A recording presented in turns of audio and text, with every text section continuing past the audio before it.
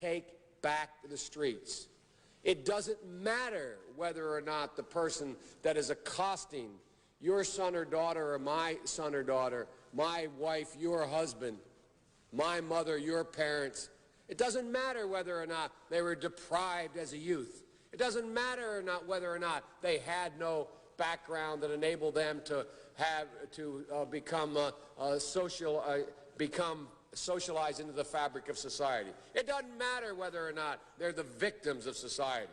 The end result is they're about to knock my mother on the head with a lead pipe, shoot my sister, beat up my wife, take on my sons. So I don't want to ask what made them do this. They must be taken off the street. That's number one. There's a consensus on that. Unless we do something about that cadre of young people, tens of thousands of them, born out of wedlock, without parents, without supervision, without any structure, without any conscience developing, because they literally, I yield myself 3 more minutes, because they literally have not been socialized. They literally have not had an opportunity. We should focus on them now. If we don't, they will, or a portion of them will, become the predators 15 years from now. And Madam President, we have predators on our streets that society has, in fact, in part because of its neglect, created. Again, it does not mean because we created them that we somehow forgive them or do not take them out of society to protect my family and yours from them. They are beyond the pale, many of those people. Beyond the pale. And it's a sad commentary on society. We have no choice but to take them out of society.